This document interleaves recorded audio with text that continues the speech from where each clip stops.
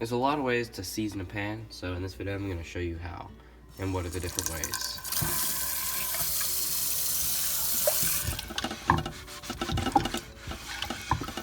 We made this scrubby out of old onion bags, and it sure does work well.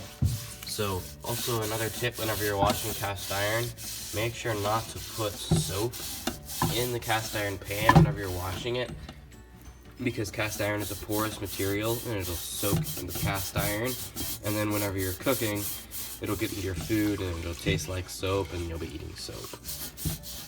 Now we have this on the stove, it's washed, and the stains that you still see in there, they're just water stains. So we're gonna turn this on high and wait till all the water evaporates. Alright, now you can see the last bit of water just evaporated, so this pan is hot. We're gonna take a little bit of coconut oil. You can use just about any type of oil. Canola oil, olive oil, all of that works. And smear the oil throughout the pan. And then once it melts, we have some wax paper we use to go in here and smear it around. It's a good idea to use wax paper rather than a napkin or like a paper towel, because those all soak in and then it gets on your hand.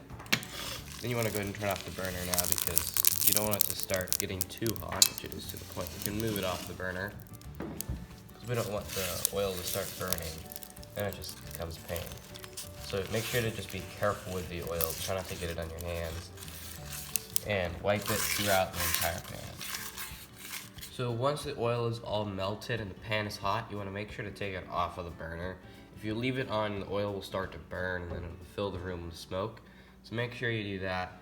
Now we have it all cleaned with the oil on it, and it sure is nice whenever you take the lid off and it's all clean. So I hope you guys found this video useful. If you did, don't forget to like and subscribe, and we'll see you next time.